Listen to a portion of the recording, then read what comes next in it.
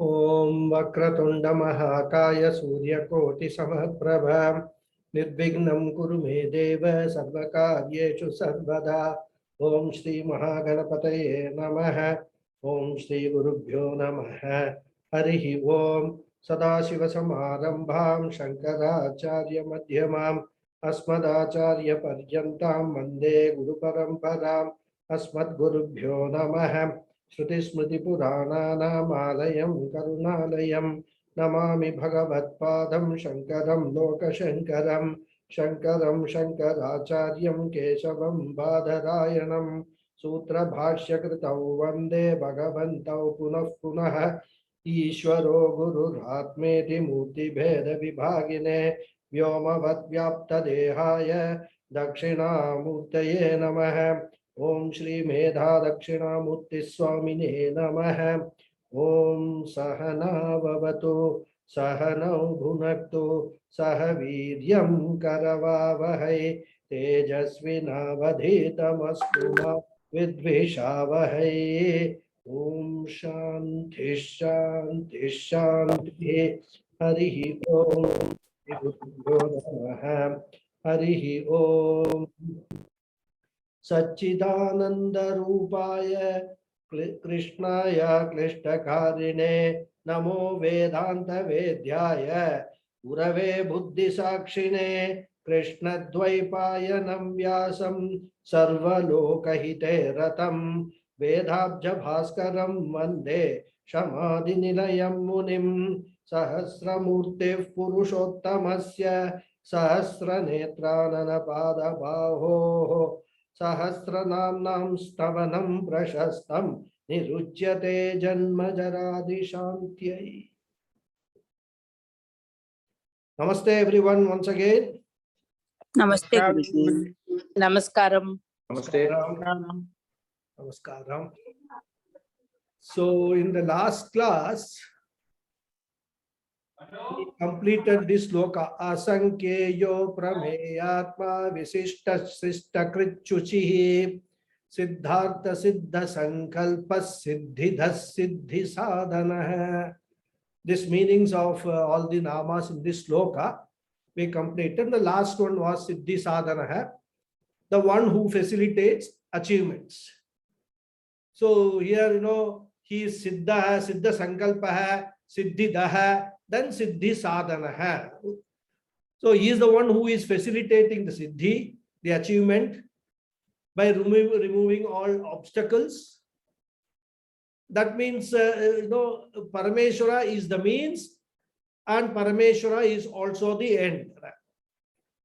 Since he is the means, he is siddhi sadhana and he is siddha sankalpa and he is also siddhidah. Everything is Parameshwara only rather. So that is the one way we can, explain everything rather.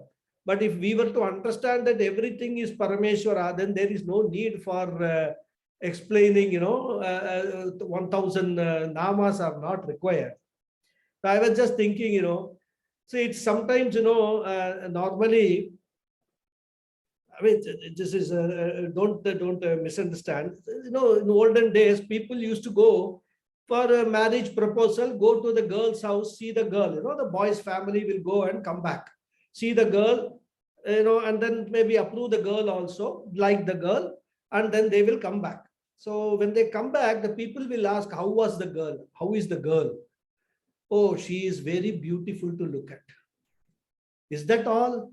No, she is a very good, very good gunas are there.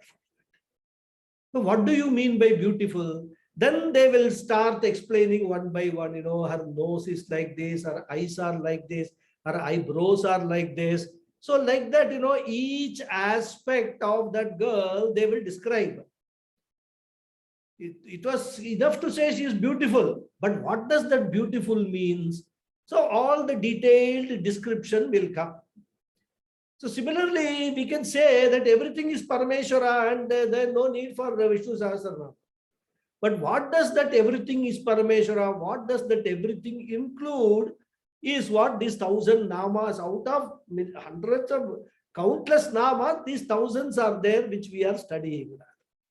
That is how we have to understand that it's not just enough that saying everything is Ishvara, because if we say that, then we will not get the full image or the full visualization of what exactly what we mean by everything. That is why we are going through all these things. So he is Siddhi, he is Siddhida, he is Siddhartha, he is Siddhi Sadhana. Everything is Parameshwara only.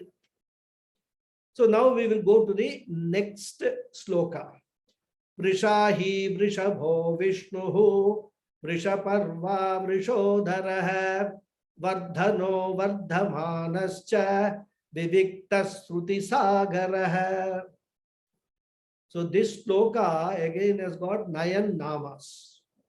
Vrishahi, Vrishabha, Vishnu, Vrishaparva, Vrishodhara, Vardhanaha, Vardhamanaha cha. Vardhamanascha is there. So there are 2 words. Vardhamanaha cha. Viviktaha, Sruti Sagaraha. 9 namas. So Vrishahi. Vrishahi, Adi Shankara says, Vrishaha, he takes the meaning of dharma, punya. That meaning is there. Vrishaha means punya. So, tadevaha prakasha sadharmyat asya astiti vrishahi. So, he is the one who shines as dharma.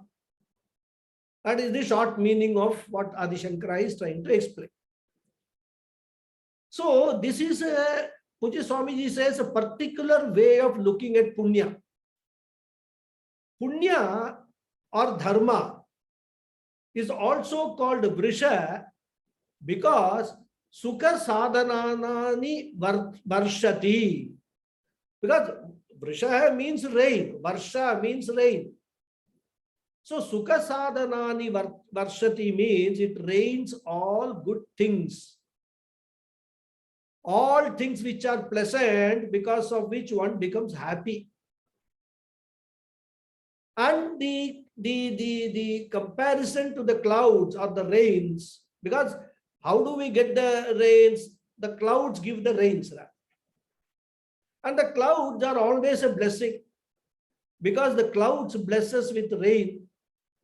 And because of that rain only all the crops grow. And when the crops grow, we get food to eat. And when we eat and when our stomach is full, we are happy. So, this punya, which is the result of good actions, our past actions or even our good actions during this janma also, they are like clouds. Because the punya gives good and happy situations for us. They present us with circumstances which have a potential to give us happiness. So here the word Vrisha, Adi Shankara takes the meaning of punya or dharma. So actions in keeping with dharma result in punya, and therefore punya is also referred to as dharma. It is the means for sukha, in that it can give us the situations and atmosphere which can make us happy.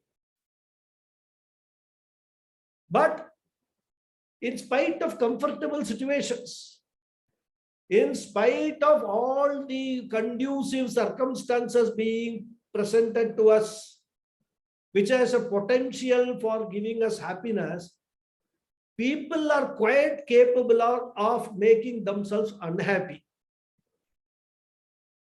Because Bhagavan has given them a free will, and using their free will, even what is a happy situation, people have got the potential to make that into an unhappy situation. Isn't it? We have seen this in many of our marriages. It's a happy occasion, but there will be some relative, some mama or some uncle or somebody from the boy's side who will create a big ruckus. Oh, I have not been given due respect here. The gift of a dhoti which was given to somebody else is superior to what has been given to me. And they will create a big fight in that marriage hall. So even though it's a happy occasion, you are present in that occasion, but you are quite capable of making that into unhappy occasion, or at least making themselves unhappy about it. Now, this is how people they are. You give them anything, they can mess it up and make it unhappy. And that is why punya is said to be sukha prapaka sadhana. Punya is not a sukha sadhana. We must see the subtle difference between the two. Like yesterday, who were there in Bhagavad Gita class, I was explaining. The law of karma does not, it gives the results based upon the karma, and the results are in the form of creating conducive situations to make us happy. But whether we derive that happiness, we make use of the circumstances or not, is purely depending upon our own free will. How we respond to that situation is what is important in understanding the working of the law of karma. So karma is there on one side, but equally important is our use of the free will in order to deal with whatever karma is presenting to us. And then to get either happiness or sorrow. Even as I gave an example also yesterday's class, even when a person is presented with a very happy situation like winning a lottery ticket, a huge lottery ticket, lot of money, using his free will, a person is quite capable of turning that into an unhappy situation. Not immediately, probably after a lapse of some time. So therefore, in the Shastra, what they say is, what is punya? It is sukha prapaka sadhana, a means for gaining situations conducive for happiness, and not a sukha sadhana, not a direct means for happiness. And this is where many people get confused. And that is why all this debate about, what is the role of free will? It is law of karma. If it is prevailing, why should I have a free will? All these debates, they arise because of a poor understanding of how this whole thing works. So like karmas are important, our exercise of free will also is equally important in determining whether eventually we get happiness or we get grief out of any situation that is presented to us. So here, dharma through punya is considered to be like the cloud, which is a means for sukha, and hence vrisha. And that vrisha is like aha. Aha means a bright day. So Bhagavan shines bright as dharma, and hence he is vrishahi, capable of blessing us with plenty of sukha sadhanas. If one invokes him as a vrishahi, one can have good and happy days.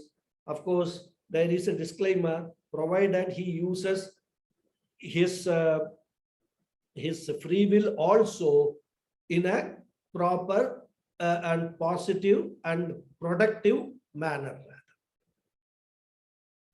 Then the word vrisha has got one more meaning in the Shastra. There is a yajna, which is there are a set of 12 yajnas performed over a period of 12 days. That yajna is also called a vrisha.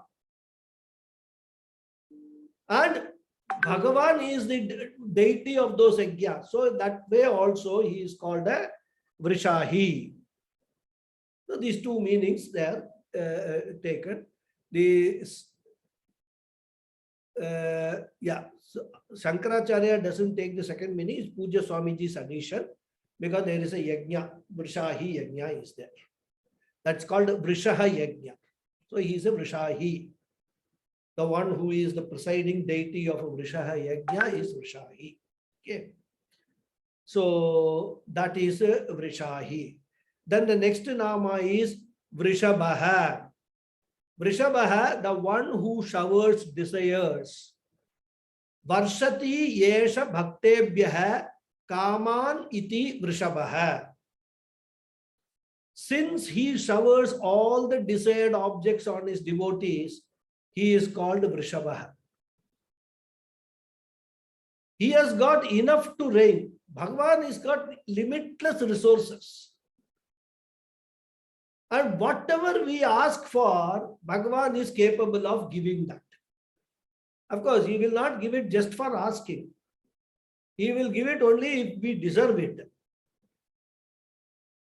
But now the question is, okay, I will gain the eligibility to ask, but where is he available to ask? Because he is Vishnu, all pervasive. So the answer is, once you understand is Vishnu is all pervasive, you can ask from wherever you are and whichever side you want to ask, whichever direction you can. You don't need to necessarily ask him, go to the temple or go look upwards towards the sky and ask him and all that. All that is required is sincerely ask him, close your eyes, think, bring Bhagavan into your mind and tell Bhagavan, this is what I want. That should be something dharmic. Huh? One cannot be asking all sorts of things from Bhagavan. Dharmic thing which will be, if I get it, it will be for the good of everybody.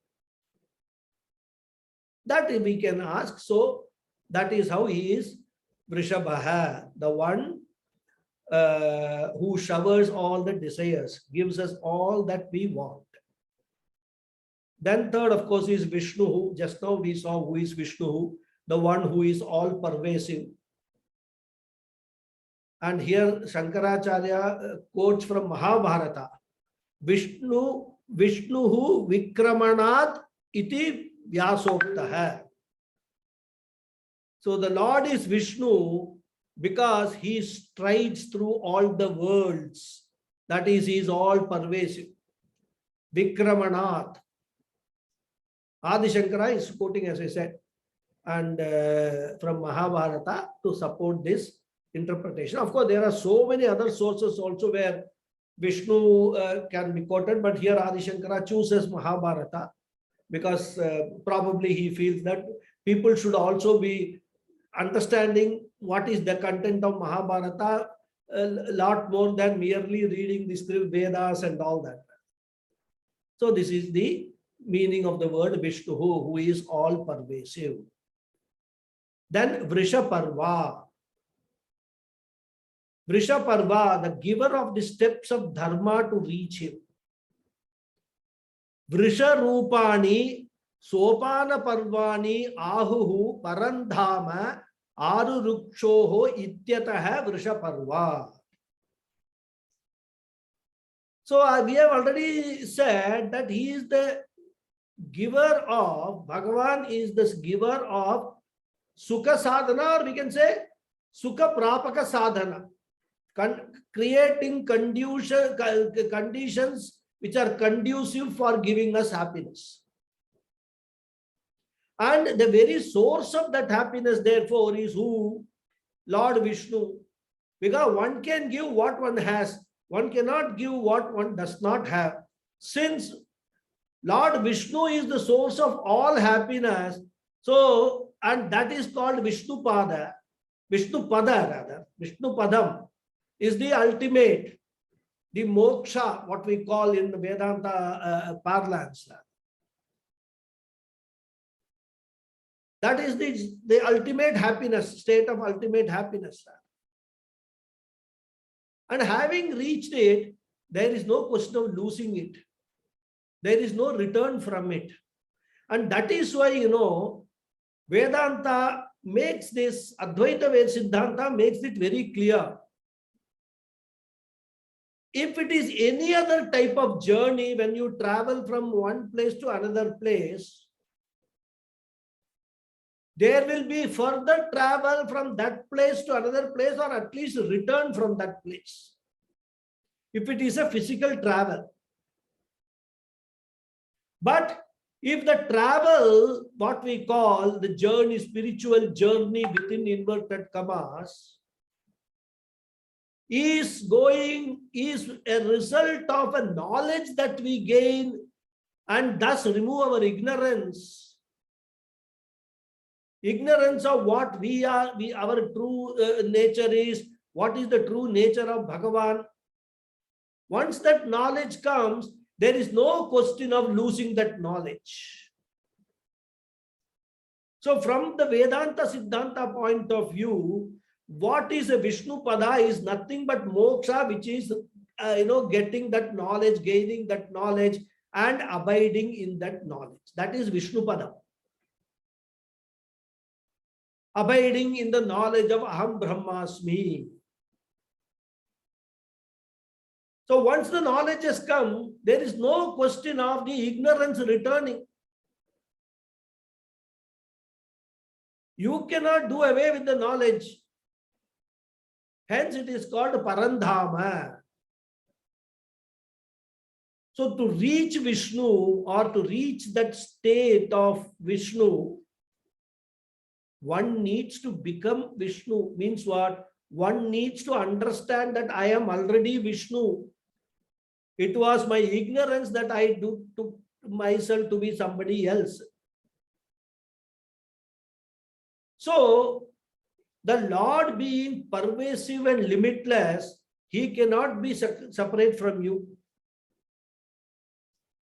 Therefore, you can ask Him, give me the knowledge of Vishnu. That you can ask, because I am ignorant. I am an Ajnani. Of course, even for this, punya is required. So therefore, reaching that Parandhama, that Paramapadam, that Vishnu Padam, is only by understanding that I am Vishnu. And the sadhana, the main means required for that understanding is what? Is teaching.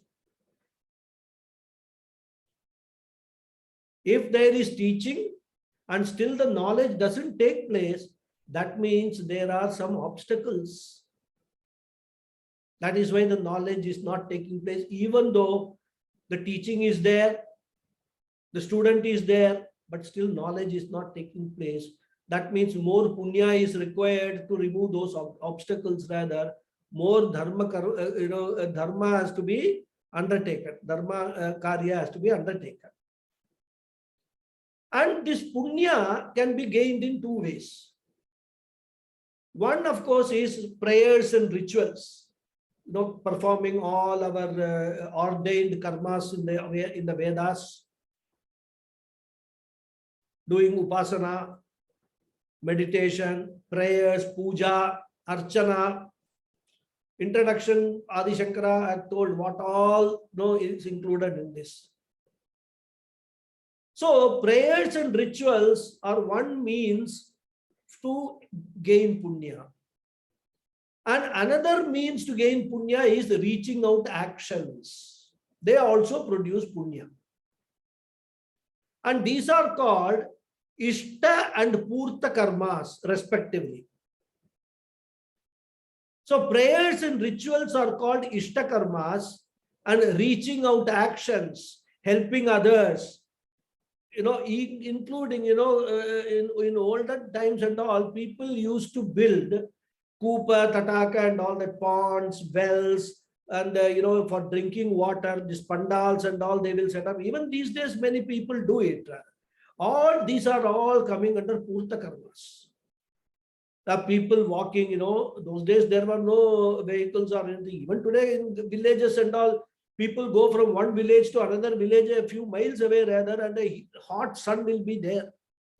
They'll be thirsty. And there won't be any drinking water anywhere around. So a noble man will set up some,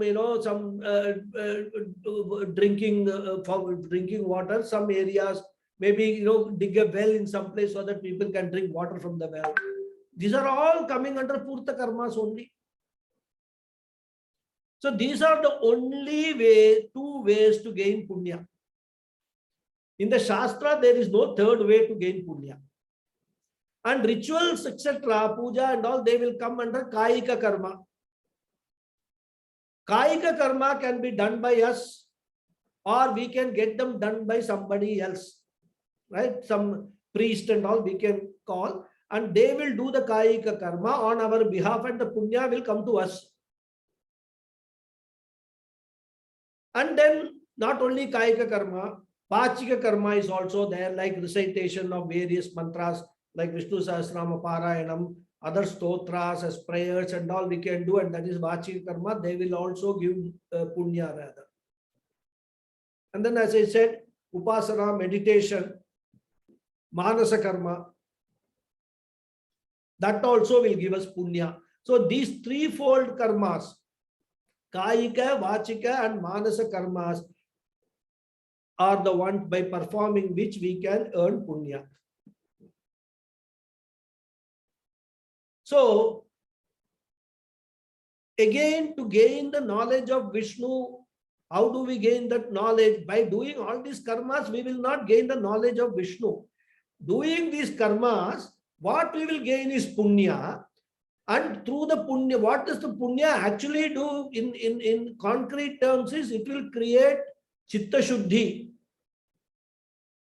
That punya will actually, clean up our all impurities in our mind.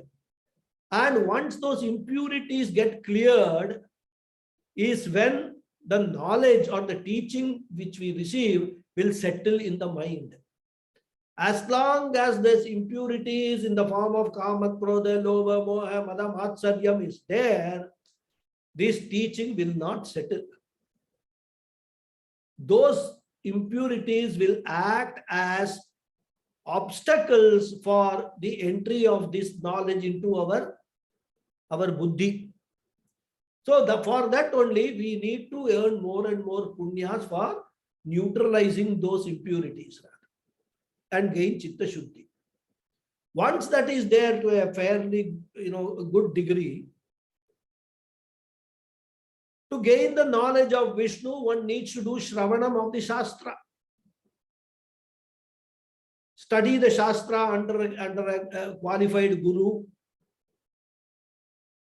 And this study should be followed by Mananam, which means that during the Mananam stage, all the doubts which arise in the mind by studying the Shastras. Because if there is a doubtful knowledge, our intellect will not accept that knowledge. Unless that doubts are clarified and we gain conviction that what the Shastra is saying is correct. Till such stage, we cannot, that knowledge, even if we gain, that will not be a settled knowledge. It will be a knowledge, hanging in the somewhere in between. Doubtful knowledge. So in order to gain doubtless knowledge, Nishamshaya Jnanam, Mananam is the sadhana which is prescribed. And then, of course, Nididhyasana is the last sadhana.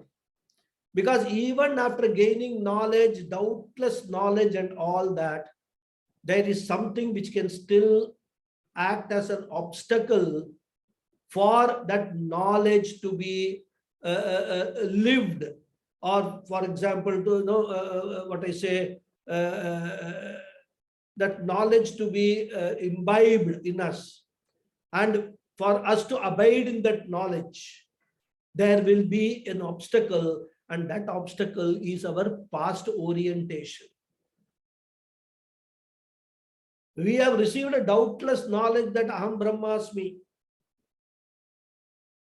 But even after that, there will be this, but I am Ganapathy, I am Raman, I am this, I am that. This will continue to haunt us. So there will be a conflict. Are you really a Brahman or are you Mr. So and so and so? And this Mr. So and so and so identification is because of our past orientation through so many janmas, not only this janma. We have always looked upon ourselves as the body, mind, sense complex. This is the first time we were told in our entire life cycle that you are not the body, mind, sense complex, you are Brahman. This is the first time we are hearing. So it is not very easy that, okay, well, I agree, I am so and so and so. I am Brahman, I am not so and so. So I will now, from tomorrow, I will consider myself Brahman. It is not possible to do that. Even a simple thing as changing our name. Suppose I am Ganapathy. Somebody comes and tells me, from tomorrow, you are going to be called Krishnamurti. I am giving an example. I say, okay, fine. I fully understood. From tomorrow, I am going to be called Krishnamurti. So if somebody calls you Krishnamurti, you should respond to it. I said, okay, I will respond to the name Krishnamurti. What happens next day? Everybody doesn't know this. So somebody will call, hey, Ganapathy, how are you? What I will say, oh, I am very fine. That Krishnamurti thing is forgotten. Then immediately I will go, I am not supposed to answer Ganapathy. I am supposed to answer only if I am called Krishnamurti. Then why did I answer as Ganapathy? Because I have all along been knowing myself as Ganapathy only. It is not easy that once I am told I am Krishnamurti, then I will start responding as Krishnamurti. That I am Krishnamurti, I am Krishnamurti, I am Krishnamurti is to be meditated upon till such time that I totally forget that I am Ganapathi. And that is the process of Nididhyasana. Nitidhyasanam does not, reveal anything new to us. Nitidhyasanam is meditation, Vedantic meditation, a sadhana through which we try to get rid of our previous orientation, our previous identity, in order to completely establish ourselves, our thinking, our behavior, our orientation, our response, our interaction with the world in the knowledge of Aham Brahmasmi. That is why Nitidhyasanam is there. It is prescribed.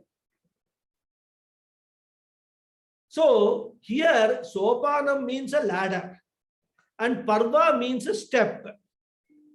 So Lord is Vrishaparva because as Sopana Parva, the steps of the ladder, he has given us Vrisha, that is Dharma, the various means of gaining Punya, and then he again has given Vrisha, that is Dharma, for us to do Shravana, and then the other steps like Mananam and Nididhyasanam to reach that Parandhama, reach as though.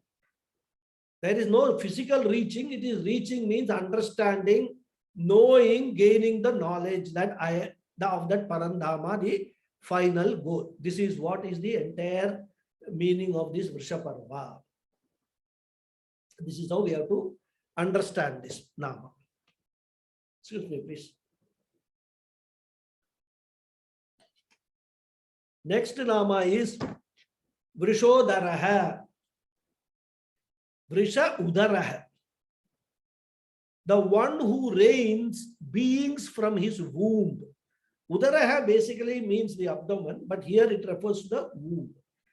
Prajaha Varshati Iva. Udaram Asya Iti Vrishodaraha, says Adi Shankara. The Lord has Udara, a big stomach, which Varshati Iva, as though rains. That means produces all the prajas from it. Hence he is called Vrishodharaha. He is the source of all the jivas. He is the source of everything. So obviously he is the source of all the jivas also. And Lord is the potential of punya. So we have to tap that to get the grace of the Lord. And we have to use our free will to gain that grace. Because Lord is impartial. He will grant the grace or he will grant that punya only to those who not only ask for it, but also who do everything that is actually required to be done for earning that grace or earning that punya.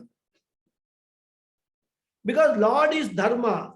So being dharma, he cannot favor anybody. Just because you go to Tirupati and put one huge amount of money in the hundi there, Lord is not going to give you any grace. He has got his own law and he will abide in that law only. So therefore, to earn the grace, you have to do karmas in keeping with dharma. And why do we call it grace, or in Sanskrit anugraha? Why it is not called just punya? Because punya is a definite result of one action or a series of action. Grace is intangible, and we do not know which karma brought this blessing or grace for us. Which particular karma was done when we earned this, we do not know. But because we have done some karma, even that those karmas might have been done by us in the past janmas, we don't know. But whenever we see something favorable happening to us, we recognize the grace of the Lord. Therefore, the Lord does not shower the grace whimsically. The Lord is in the form of potential grace, and we have to tap it by our own action. That's why, even in earlier times and all that, these Maharajas, kings and all were there. And who are, of course, impartial. People still will have to approach and then earn their grace by doing certain action. It's not just all Tom, Dick and Harry. The grace will be showered, right? So here, as a Vrishodhara, the Lord who has Vrisha in his Udara, a Punya in his stomach in a potential form, he is Vrishodhara. It is yet to be tapped. Because unless there is a potential, it cannot come out. There is in olden times, they used to make fire by using a tool called arani. I don't know how many of you know it, or some of you might have even seen that in action. This arani actually is like it has a base which is made of wood. And on that there will be a churning rod which is also made of wood. And this rod is churned in that base of wood. It's a hollow base. It is churned and then fire is produced.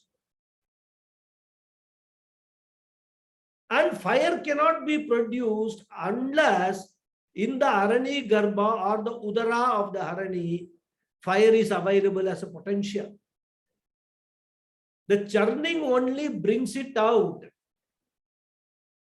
And that is why, we have to understand that any wood which is there, potentially fire is there in that wood. And that is why when we actually apply external fire to the wood, it burns very well, because there is the quality of that heat which is already there in the wood. And that is what is used, that potential is what is used for bringing out fire or making a fire. In fact, according to the Shastras, today we do all the yajnas by creating a fire by a matchstick and all that. That is all not correct. Shastras tell only two methods of creating fire for yajna. One is directly the fire has to be taken from the Surya. Just like, it's like we have got a lens, convex lens, and then if you actually hold it before the sun, and then the entire sun's rays, they fall on the object and the fire is created. Similarly, for yajna also, they used to have some device by which directly from the sun, the heat will come into the yajna kunda and then the fire will be created. That is one method. So the question will be that what if there is no sun, or if the sun is covered by clouds and all that? In a rainy season, how will you do yajna? So for that, the alternate method is given, this arani.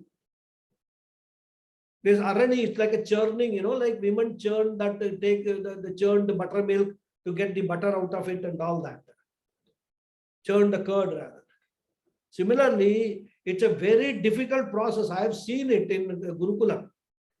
It's a very difficult process to create fire for that from that arani. But I've seen it happen, and that was the fire which was used for this yajna, which was conducted there in the Gurukulam when they did the Kumbhabhishekam of the Dakshinamurti temple there. Very wonderful. So here the word udara, womb, is used in, or the stomach or womb is used in the meaning of a potential. So Bhagavan is potentially available. His grace is potentially available. The punya is potentially available. That is to be tapped. Bhagavan has to be tapped. So that is what is the Vrishodaraha meaning of this nama. Then Vardhanaha. Simple meaning, Vardhayati iti Vardhanaha. The one who nourishes or one who multiplies. Vardhanaha.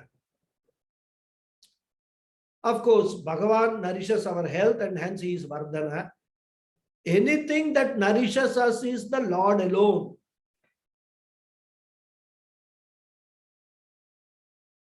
And for that, we don't need to offer anything to Bhagavan.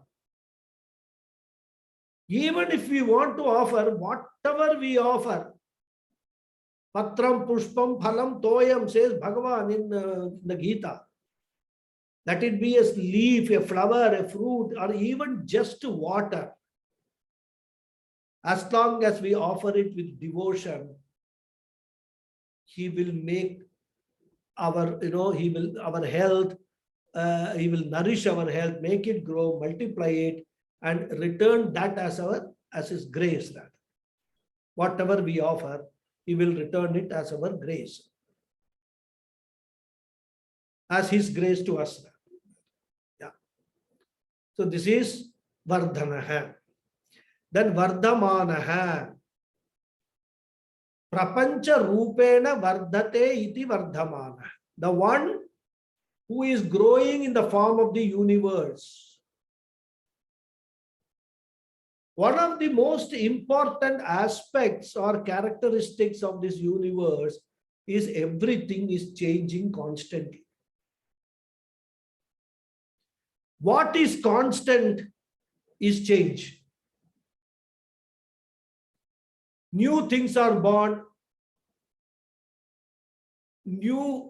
Every second a new second is born. There are new planets, new stars. All the time this, it is going on, and it is said, scientifically it is proved that the universe is expanding continuously. Universe is not a constant. And it is Ishvara who is in the form of this universe. It is as though he is always growing, he is always expanding with the expansion and growth of the universe. Because from where the universe will grow, Ishvara is the source for all this, for all this prapancha. The whole creation is from Ishvara's own self, it is creation. So as the creation is growing and expanding, Ishvara also is as though growing and expanding.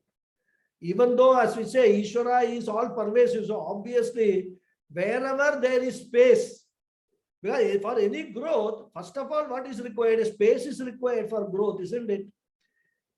So the space goes on growing and Ishvara keeps on pervading that space. So this he also keeps on growing. So he is Vardhamanaha. The whole universe is enlivened by him. Then next nama is Viviktaha. Viviktaha means one who is distinct. Itham Vardhamanopi Pratak Eva Tishtati iti Viviktaha. Very nicely, Adi Shankara brings out the distinction between Vardhamana and Vivikta.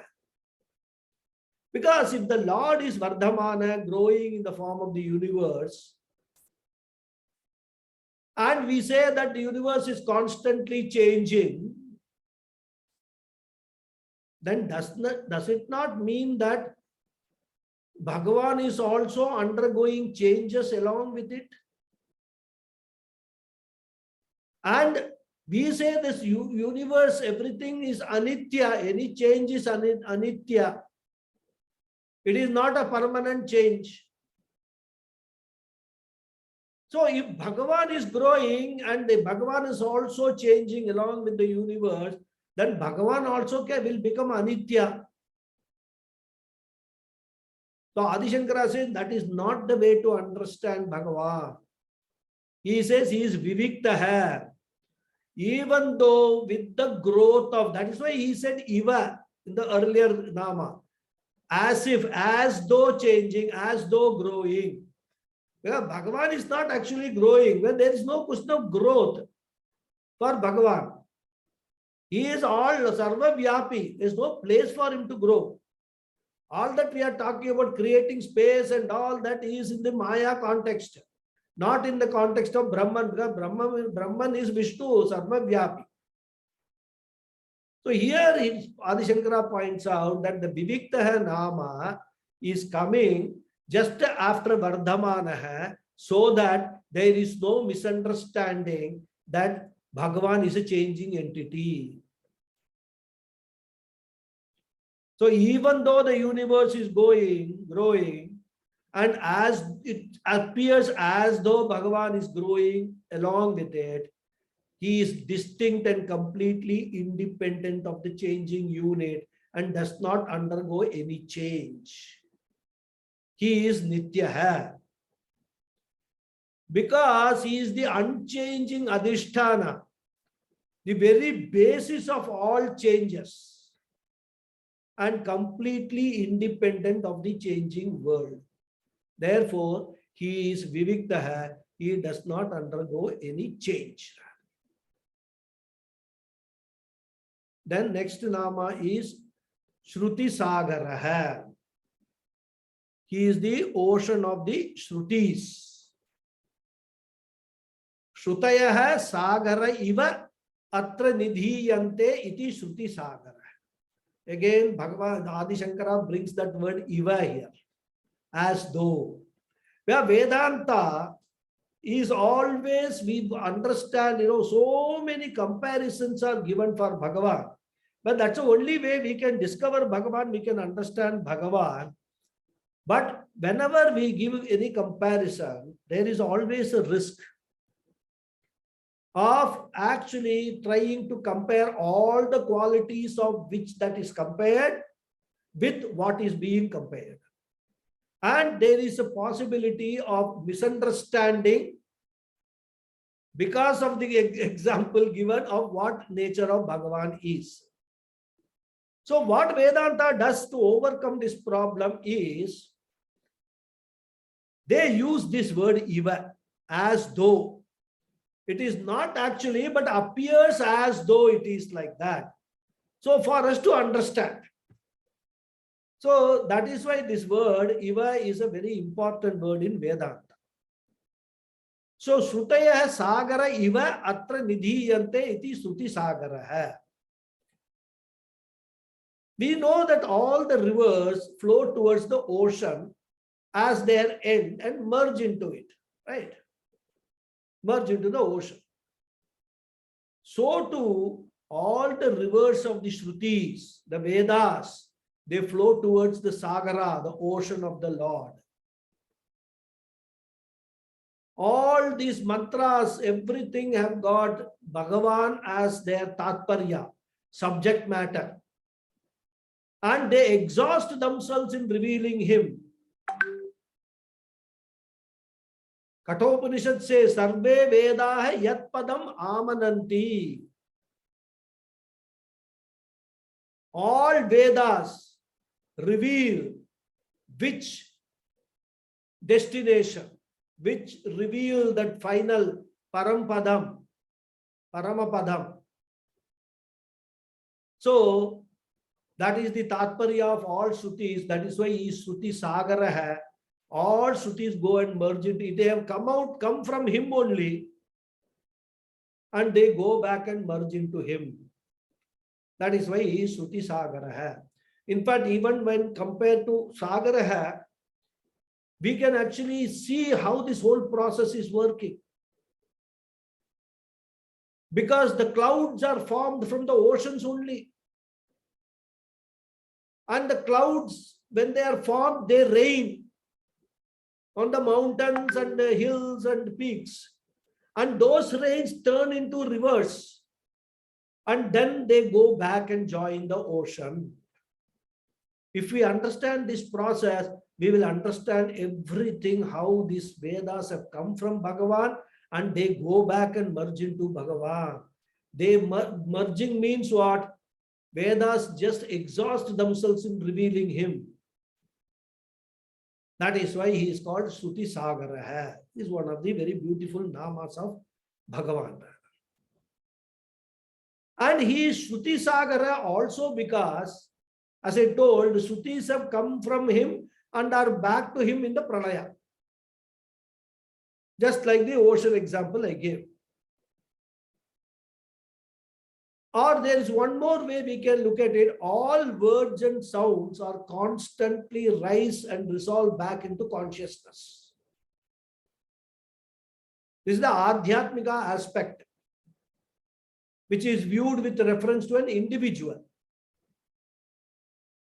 So all the words and sounds, including those of the Shruti, they resolve as the waves do in one waveless ocean of consciousness. Hence, he is also called Shruti Sagara. Because what is ultimately Bhagavan? Bhagavan is just consciousness. And we can call it an ocean of consciousness, we can call. Whatever name we assign, it is something huge, he is Brihat. He is Brihat, that is why he is Brahman. So, every word, every sound which arise, go back and resolve into that consciousness. They arise from the consciousness and resolve into that consciousness or ocean of consciousness. Hence also he is called Shruti Sagara. So that finishes that nama. That shloka. So let us now go to the next shloka.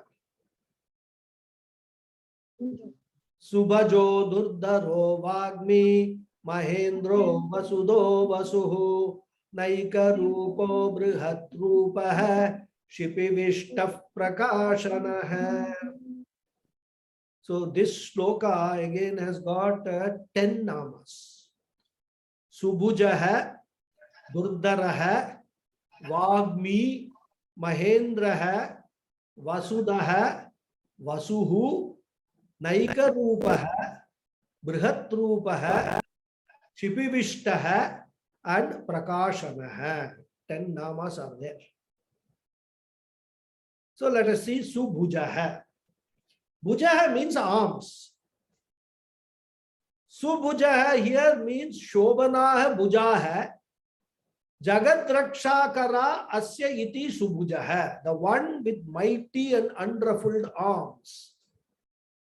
Translate Swamiji. Puja Swamiji translates it as the one with mighty and unruffled arms.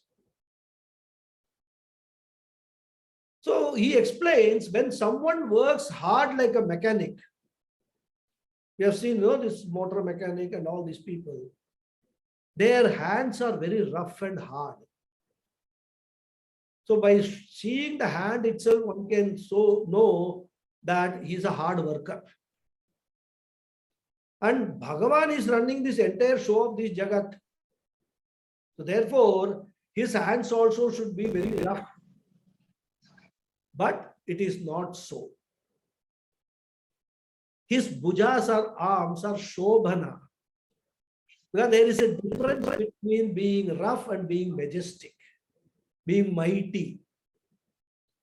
So, when the word shobhana means he is very majestic and mighty, and at the same time, he has got a very soft hands like a baby because he does not do anything himself.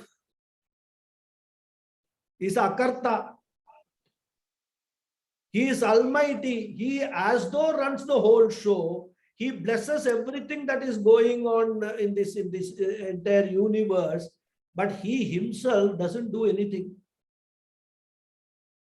He is detached from everything rather. So when Bhagavan has to uphold and sustain this entire Jagat, obviously he must have many hands. That means what? He must have lots of people working for him. But the reality is he does not require any hands. His own hands are enough since he is Subhuja. He is almighty and he has got unruffled hands. He does not do anything, but at the same time he is able to run this whole show. And this is for visualization purposes. This Nama is there. The Lord is depicted as majestic and handsome arms. In fact, Lord Rama was supposed to have a very majestic and handsome, very strong hands. So that is Subhuja. Then Durdaraha. Durdaraha. A very nice one. The one who cannot be held easily.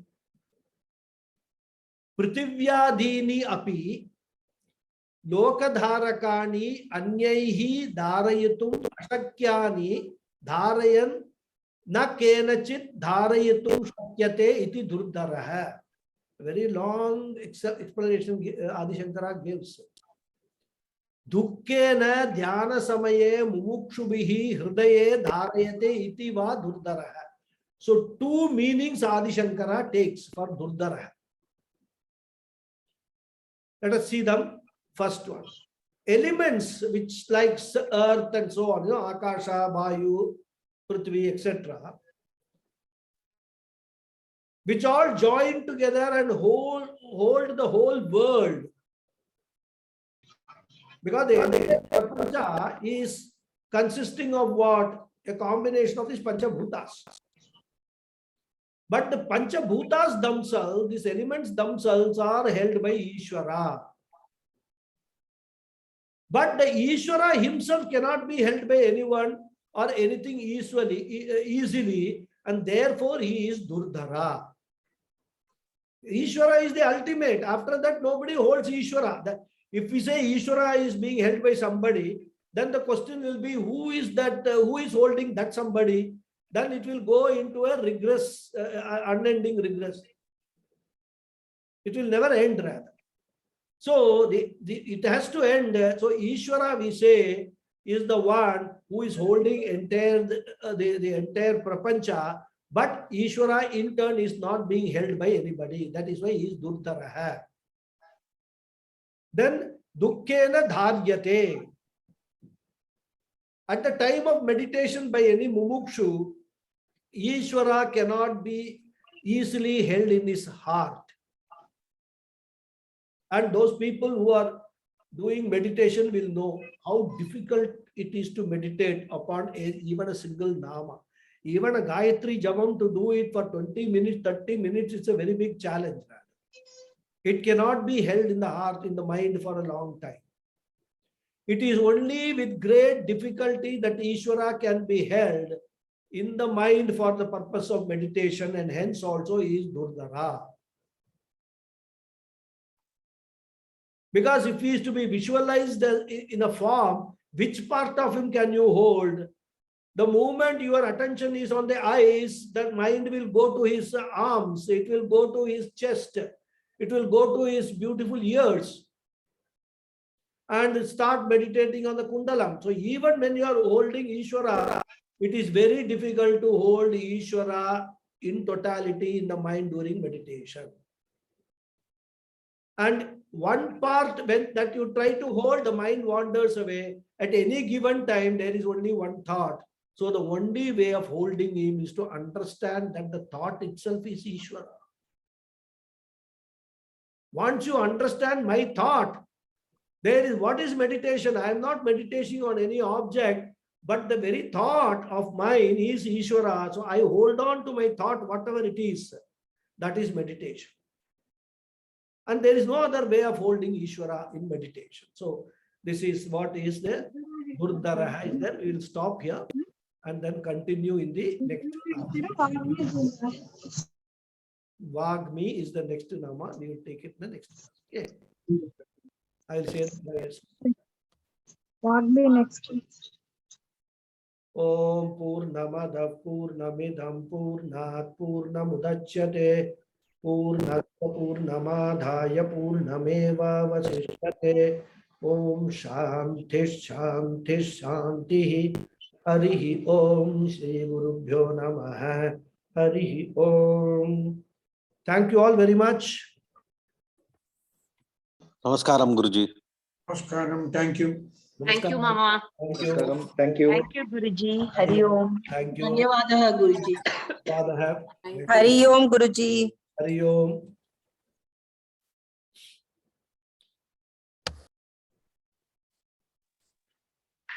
Thank you, Guruji. Thank you. Yes. Who's that? Ramanji? Namaskaram. Namaskaram.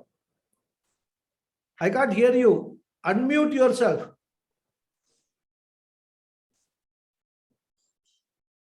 Hari Om, yes, thank you. Thank you, Hari Om. I'm all right now, more or less. Tomorrow also is one more operation is there for the eye. Abdiya, okay. Adum mudija, or 3 weeks I'll be perfectly all right. Oh, very good, very good. That's very nice. But I'm listening to all your lectures and everything. I'm hearing and then I'm following it up. Very good. That's very nice. Very nice. Excellent. Very good. Thank you, Hari Om. May God bless you. Thank you. Right. Yeah. In any case, God's blessing is there all through with your support. Yeah, yeah. That is true. That is true. Yeah. Thank you. Yes, who is this? Raman is there. You please unmute. I can't hear you. I can. The 5 meter for me. Right. He's not unmuting. Ask to unmute. Yeah. Okay. Now I can hear. Yeah. Yeah. Meaning of the word Vishahi. First, Meaning of the word. Vrishahi. Yeah. I told you, no? You. Yeah. Couldn't get it. Oh, you couldn't get it. Okay, okay. See, 1 second. Vrisha, I told you is what? Rain. Oh. Right? Okay. Yeah. So, Vrishahi is, 1 second, let me go. Because there are so many Vrisha has come. Let me actually go to my notes. One who shines as Dharma. So here, Vrisha, the meaning has been taken as Dharma or Punya. Okay. So the one who actually reigns as Punya. Sukha sadhanani varshati. That's what I said. You know, all good things because of which one becomes happy. Oh, okay. Yeah. And the example is given that clouds, clouds are a means of blessing for us. Because they bless us with rain. Similarly, Punya, which is the result of our good action, it's like the clouds, because it gives us good and happy situations. Okay. And so he is Vrishahi. That is the meaning. Okay. Okay. Right. Any other question? Yes, Guruji, I have a question. Yeah. On that Shruti Sagaraha, I missed the point of Shruti. I understood the incomprehension, the total nama, but that Shruti I missed. Shruti means Vedas. Oh, Shruti is Vedas. Okay, right. Because Vedas, another name for Vedas is Shruti. Oh. So what it says is he is the one, Bhagavan is the one, is like an ocean from where the Shrutis have come, and then they go back and resolve into Bhagavan at the time of Pralaya.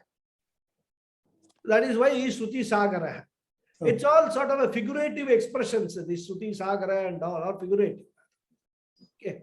Yeah, thank you. Thank you. Thank you.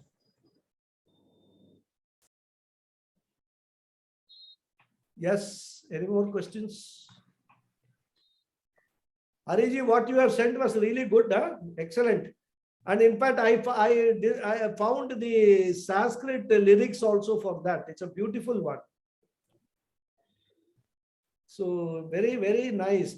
See, that is why in yesterday's class I was explaining, this Puranas also, in fact, Lataji asked that question, isn't it? She's right in front of me in the video. Puranas also contain the same message of what is there in the Upanishads. You pick up any Purana, Vishnu Purana, Markandeya Purana, any Purana. But what has happened is, Acharya has actually put that message surrounded by so many very entertaining, beautiful, attractive stories. And what happens is, those people who are giving all this, upanyasam and all, they, because of it is Janaranjaka, people want entertainment, they focus more on the story part rather than the essence part. They will talk about this essence for about 5 minutes. In a 1 hour talk, 55 minutes, they will actually, even Bhagavata Purana, if you actually read it, all Vedanta only. If you know where to locate what are those slokas which are referring to this real, essence of that. But that is covered by so many layers of shells of the stories. People get lost in that stories and they miss the real essence of it. And they all come, it's such a beautiful, in fact, it is the other side of, saying Tattvamasi. If you say Tattvamasi, and then you actually, expand Tattvamasi, what is the Tattvam is all that beautiful song, beautiful song. The other side of Shivoham, Shivoham, Shivoham, right? So it's a very beautiful thing, rather. And thank you very much, rather, for sending that to me. I will use it somewhere in one of the classes in the right context. Very nice. You can post it in the group. So then perhaps I will post it. But then in the group, there are different levels of people. So everybody should understand what it is. I can post it also, the lyrics. But better than posting is if I get an opportunity. Yeah, explain. To actually explain the entire thing, that will be better. So that's what I was thinking, that sooner or later, in any either Bhagavad Gita class or Vishnu Sahasranamam or in both, I will get an opportunity to explain it. Yeah. So that is what even Puranas, they talk only about that only, that, Brahman and what is the real nature there. Very beautiful one. But that's what I wanted to ask Guruji. What is the song that we are referring to? See, in this Markandeya Purana, there is a song which is a very beautiful song. It is actually the mother, Madalasa. She is actually, singing this song as a lori, what they call lullaby for the child to sleep. And it is telling the child who the child really is. I mean, if you want, I will just see whether I can locate that that verses. I will just read it. Yeah, it is called Madalasa Upadesha. Shuddho. So you can, huh? Lata ma'am, you can get it in the YouTube. If you you can get it, but I will just read it out. Yeah. Shuddhosi buddhosi niranjanosi samsara maya parivarjitosi samsara swapnam tajamoha nidram Madalasola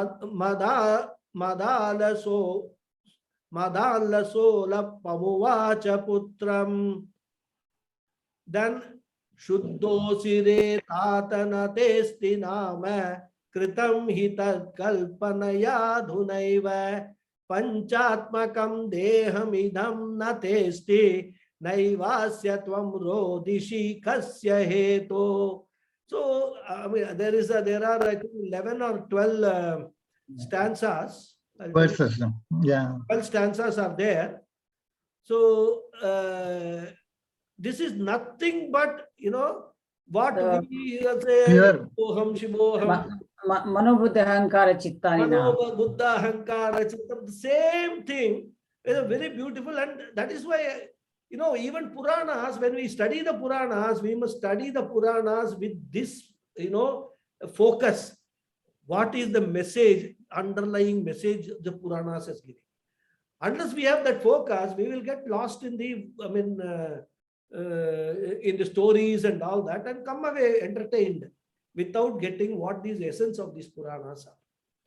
So that's why when we talk about scriptures, all scriptures, right from the Vedas, Upanishads, to Smriti Granthas, then Puranas, Itihasa, all the teaching, core teaching is Advaita Vedanta only.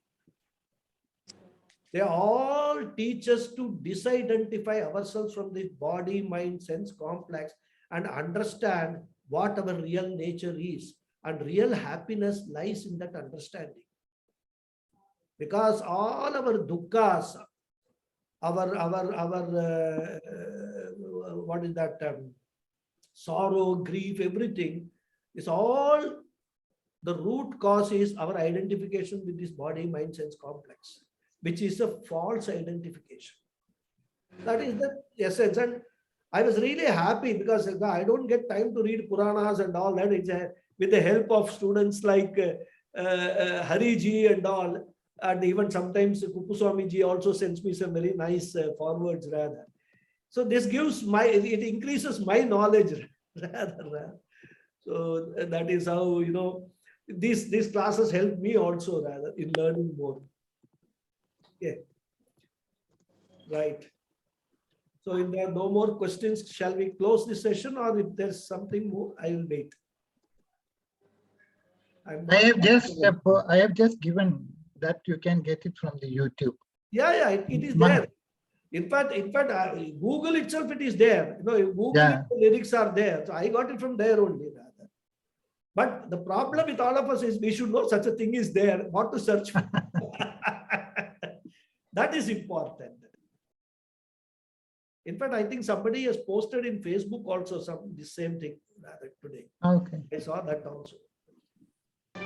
See, this social media, there's a positive side. All these useful things, if they come, they are very useful rather. Instead of just, sending some nonsense forwards and all that, which are, something about politics and all, which is of no use to us rather.